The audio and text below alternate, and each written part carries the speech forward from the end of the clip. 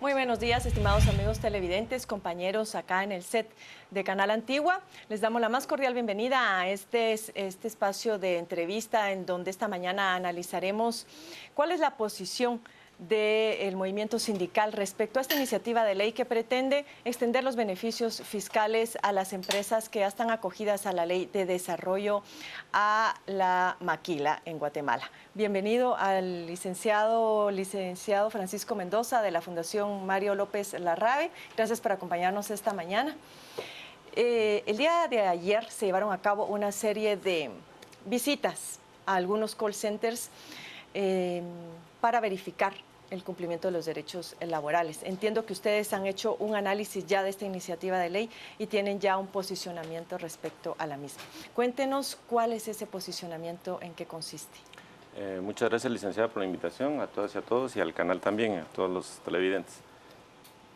La perspectiva nuestra respecto a esta iniciativa hay que también ubicarla en la coyuntura que está viviendo el país. Prácticamente la visualizamos desde la situación económica y en el presupuesto nacional. Todo el tema de ingresos y el tema de egresos. No podríamos nosotros acompañar una iniciativa de este tipo cuando sabemos el impacto, que no solo lo decimos nosotros, sino también está en el ambiente a partir de los expertos, de los financieros, etcétera, de las mismas instituciones internacionales, que seguir otorgando este tipo de privilegios para un sector de la actividad de la economía de este país, sector empresarial, pues no es prudente ni es conveniente porque estamos pasando una crisis no sabemos qué va a pasar en el año 2016 con respecto al tema de los ingresos, el presupuesto, toda la situación fiscal que se está viviendo. Y no va a ser posible toda esta situación de seguir otorgando este tipo de garantías a una parte de los sectores económicos de este país hasta que no haya, consideramos nosotros, una reforma fiscal que se adecue y se adapte cabalmente a las necesidades y a las demandas de la sociedad, especialmente a las grandes mayorías desposeídas de este país. ¿Usted conoce, licenciado, si la SAT y el Ministerio de Finanzas emitieron algún tipo de opinión respecto a esta iniciativa? Ambas instituciones, como ha sucedido desde que se empezó a discutir esta iniciativa o este proceso de privilegios, ambas instituciones, las opiniones y los dictámenes oficiales y que se hicieron públicos determinaron que tampoco era prudente por el impacto que esto iba a tener en el tema de los ingresos fiscales.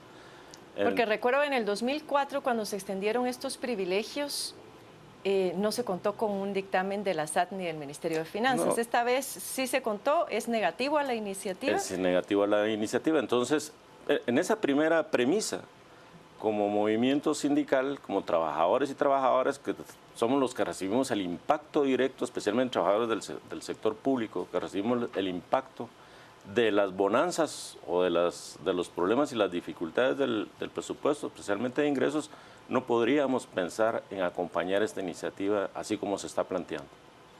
Pero hay otro elemento que también hay que considerar y que hay que tomar en cuenta. El tema de que cómo estos privilegios o estos beneficios económicos para las empresas no son distribuidos equitativamente entre quienes hacen posible que este tipo de empresas o de producciones pues logren obtener los productos y colocarlos en donde corresponde. En este caso, la mano de obra, los trabajadores. Si nosotros hacemos un análisis muy rápido y sin entrar en mayores detalles respecto al tema de ingresos, lo que perciben los trabajadores por concepto de salarios, ¿verdad?, comparados con las utilidades de las empresas, entonces vemos una gran diferencia, una gran dificultad, porque no solo los ingresos de los trabajadores son efectivamente muy bajos, en muchos casos implica mucho más bajos que lo que oficialmente se conoce como el salario mínimo, sino además esto tiene serias implicaciones para la familia, porque ¿cómo hace para cubrir lo básico de, esto, digamos, de una canasta? explicaría lo que ha dicho la encuesta de la ENCOBI en cuanto a esa gran inequidad que existe o concentración de la riqueza que no llega finalmente a los trabajadores desde la perspectiva de ustedes y que pareciera que el informe del PNUD confirmaría, aunque ayer hablando con el coordinador del informe, precisamente preguntándole sobre el índice de Gini, si había tenido alguna modificación, dijo que era un análisis que tenían que realizar todavía, que eso no lo contemplaba el informe, pero que estaban en proceso justamente de su elaboración. Ahora bien, licenciado Mendoza, ustedes como movimiento sindical han hecho un análisis realmente de los beneficios para el país en términos de que la extensión de estos beneficios tienen por objeto fomentar la inversión y a la vez promover más empleo. ¿Han hecho ustedes un análisis para ver el impacto de estos privilegios para cumplir con ambos objetivos, inversión y generación de empleo? Parte del análisis que hacemos lo empezamos claramente con el tema de ingresos de los trabajadores, los salarios. Pero el otro tema que tiene que analizarse en este tipo de iniciativas, bueno, en este caso porque se está discutiendo este tema en particular, pero en términos generales es la situación de los derechos laborales en Guatemala. Entonces, si nosotros nos hiciéramos una revisión muy rápida de la situación de los derechos laborales en este país, nos daremos cuenta que los trabajadores en general, maquila textil, maquila de agroexportación, y ahora que se menciona que se va a incorporar a este tipo de beneficios a los call centers, pues los trabajadores están trabajando en condiciones algunos hablan ya de esclavitud o la nueva esclavitud, nuevos mecanismos de esclavitud. ¿Por qué? Porque no se retribuye efectivamente, ¿verdad? El tema del trabajo, el esfuerzo del que hace, ¿verdad? Porque no es posible que el capital se pueda multiplicar o desarrollar si no tiene su contraparte natural, que es la que lo mueve, que es el trabajo. Y por eso, entonces, debe haber una retribución adecuada y puntual respecto a esa generación de empleo, no solo de generación de utilidades. Bueno, eso es una cosa. La otra cosa es de que creo que en Guatemala, como en muchos otros temas, siempre vamos en contra de corriente. Porque a nivel internacional, este tipo de iniciativas o de actividades poco a poco han ido reduciéndose de tal manera que todas y todos tengamos en igualdad de condiciones que contribuir a los ingresos del Estado y del país. La equidad y la igualdad, ¿verdad? En el pago de los impuestos. Nuestros países, especialmente América Central, bueno, dejémoslo hasta Nicaragua y República Dominicana, ofrecemos, ¿verdad?, como una oportunidad para atraer inversiones, la reducción de este tipo de compromisos fiscales y otros aspectos. Ahora, pero estos tienen mayor implicación porque además no solo se ofrece la reducción de impuestos, de contribuciones fiscales u otros beneficios, sino también el costo de la mano de obra. Claro, pero ahora ¿verdad? también es una exigencia a nivel internacional que se cumpla con los derechos laborales. Muchas empresas transnacionales están vigilantes a esto, inclusive certifican a muchas empresas por el hecho de cumplir y respetar los derechos laborales de los países. Acá efectivamente en el Tratado de Libre Comercio con Estados Unidos se exige eso. Y se obliga prácticamente al Estado de Guatemala a velar por el respeto de esos derechos laborales, que el movimiento sindical pues hizo una denuncia ante la OIT, pues alegando justamente la vulnerabilidad de estos derechos y la Comisión Permanente de Violaciones. Sobre este aspecto, licenciado Mendoza, ¿ha habido algún tipo de avance? Porque efectivamente, por un lado, la parte de los privilegios es, bueno, entendible desde el punto de vista empresarial, que ha sido la estrategia que se ha utilizado recurrentemente para poder competir en el mercado internacional.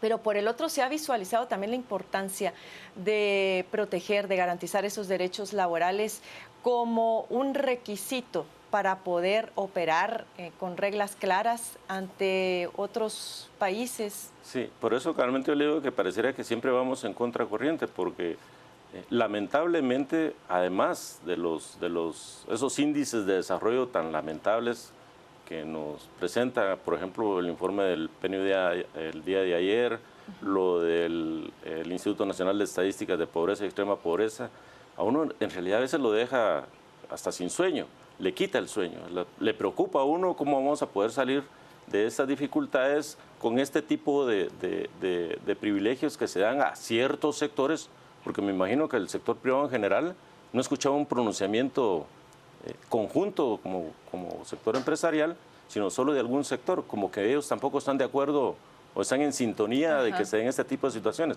Porque igual, ¿verdad? Como todo en la vida, ¿cómo es posible que aquel lo tenga y yo no lo pueda tener? ¿Qué derecho? Si, ¿verdad? Estamos en un país democrático. Exacto. Pero Ahora, entonces, el otro tema es realmente lo que yo le decía. En contracorriente, Guatemala, en el caso de la OIT, desde hace 40 años, tiene una serie de demandas por incumplimiento de compromisos de normas internacionales del trabajo. Pero en los últimos 15 años es donde más se ha desarrollado todo un proceso de control y de auditoría, por ponerle un nombre, ¿verdad?, de parte de este alto organismo internacional especializado en el trabajo, la OIT, en contra de Guatemala. Y estamos prácticamente en la última fase de ese proceso de observación y de comentarios que los órganos de control de la OIT hacen. ¿Y por qué es que todavía no ha habido una decisión en cuanto a conformar este comité de encuesta? ¿Cómo interpretan ustedes esa postergación permanente? Hay tres elementos que pueden estar en juego. El primero, que en el año 2013, el gobierno del Partido Patriota, en sus inicios, reconoció que Guatemala tenía problemas en el cumplimiento de compromisos. Aquí es que había una violación constante de la norma nacional e internacional vinculada al tema del trabajo y los asuntos sindicales y las negociaciones colectivas.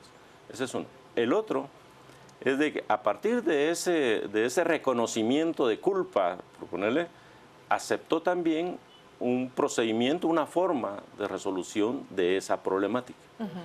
Y el último, que es lo más coyuntural, es porque estamos en un proceso de transición. Después de todo lo que pasó, las manifestaciones públicas de la sociedad, de las grandes mayorías, el cambio de este proceso de gobierno de transición, el proceso electoral, la comunidad internacional, especialmente la OIT y los órganos de control, consideraron nuevamente darle el beneficio de la duda, ¿verdad?, para esperar a ver qué pasa. Ha dado un compás de espera en ese sentido. Un compás de espera, esperando a ver qué pasa con estos procesos políticos. Ahora, y cuál va a ser la posición de las nuevas autoridades, porque puede ser que también las nuevas autoridades digan, bueno, ese tema no nos interesa y nos olvidamos de eso. Entonces, bueno, que sería es una lamentable lógica también porque como país nos pone muy mal a nivel internacional y eso también afecta a las inversiones. Claro.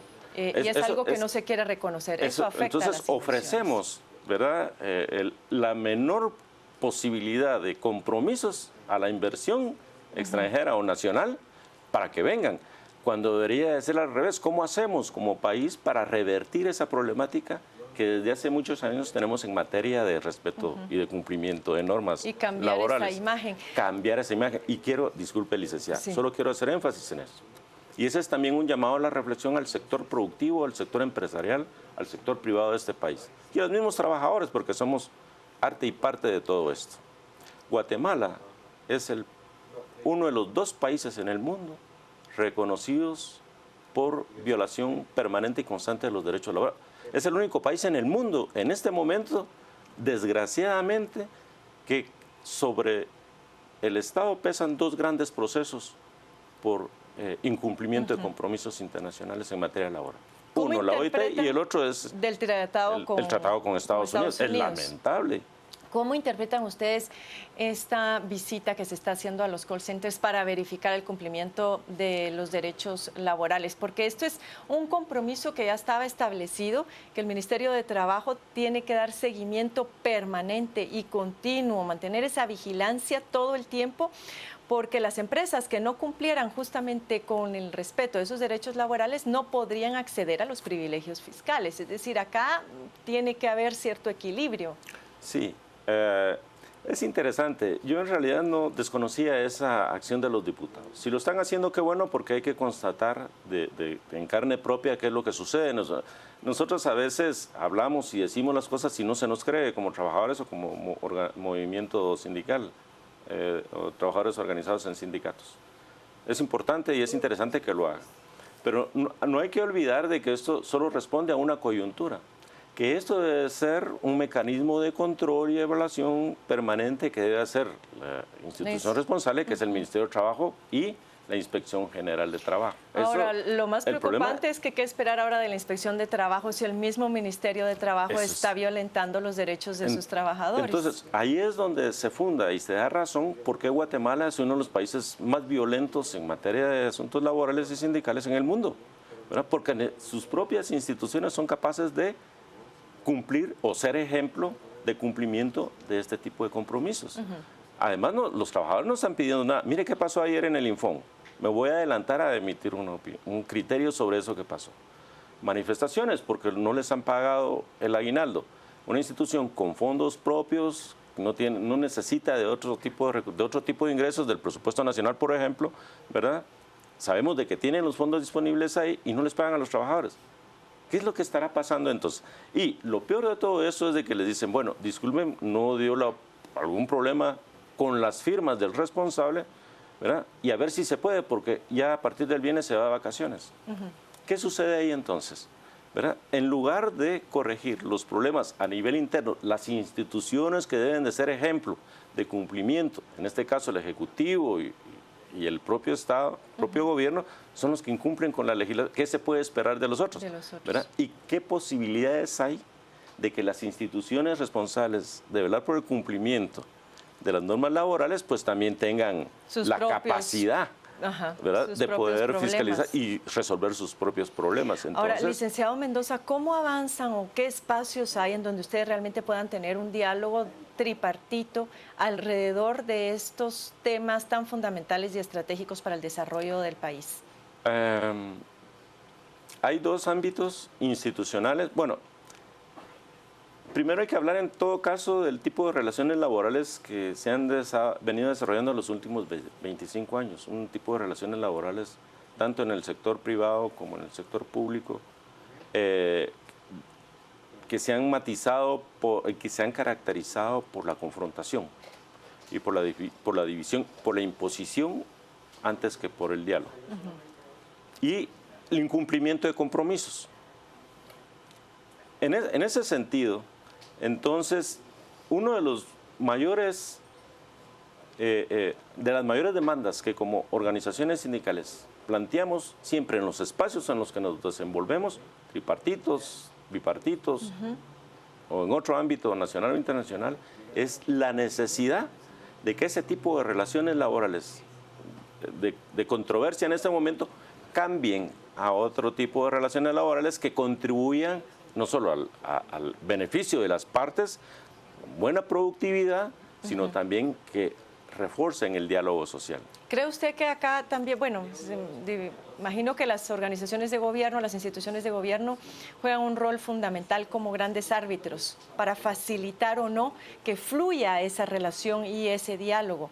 Entiendo que durante el gobierno del Partido Patriota algunos avances posiblemente haya habido. ¿Qué expectativas tienen ustedes con el próximo? Sí, hablábamos cabalmente de eso. Hay dos espacios en Guatemala institucionales que creo que son los que deben de fortalecerse en términos de desarrollar estrategias de diálogo social. Lo cual no significa que nunca hayamos hablado los empresarios y los trabajadores. Siempre hemos hablado, pero normalmente no se cumplen los acuerdos. Uno es el Consejo Económico y Social, está respaldado institucionalmente por el Estado de Guatemala, es un decreto del legislativo que lo crea y que lo sustenta. Y el otro es la Comisión Tripartita de Asuntos Internacionales del Ministerio de Trabajo. Esos dos espacios son los que hay que fortalecer en la medida de las posibilidades, pero no hay que fortalecerlo como muchos piensan, generándole recursos, no, hay que fortalecerlos en términos de que las partes tengan capacidad, habilidad y conocimiento para ponerse de acuerdo. Así es. ¿verdad? Pero lo peor, o mejor dicho, lo mejor, poniéndonos en positivo, es de que no solo es para sentarnos a dialogar y ponernos de acuerdo, tomarnos un café, qué bueno y qué interesante, porque es bueno el acercamiento, sino los productos de esos procesos de diálogo social que se deben de crear. Este país no va a poder salir adelante si el capital y el trabajo no se ponen de acuerdo. Tampoco nos vamos a casar, porque esos, o sea, son procesos, somos actores indivisibles, pero que no nos podemos casar, nunca nos vamos a casar, claro, ¿verdad? Por principio no nos vamos a casar, pero por necesidad o nos ponemos de acuerdo, porque tampoco ganan ellos y más perdemos nosotros. claro. Y este país lo que más necesita ahora, con este cúmulo de dificultades y de problemas, es cómo resolvemos. Salidas dialogadas. Se nos ha terminado el tiempo. Licenciado Mendoza, muchísimas gracias por haber atendido a nuestra invitación a dialogar esta mañana. No hay duda que el país necesita fortalecer todos esos espacios que fomenten el diálogo, el poder establecer buenas relaciones, cuidar de esas relaciones, porque en el desarrollo todos tenemos una función específica y complementaria que cumplir. Esperamos que los diputados al Congreso de la República puedan, pues, discernir lo suficiente alrededor de la conveniencia o no de esta iniciativa de ley. Y pues ahora, sin más, vamos nuevamente con nuestros compañeros Mario y Pietro para que den continuidad a la agenda informativa de esta mañana. Muchas gracias.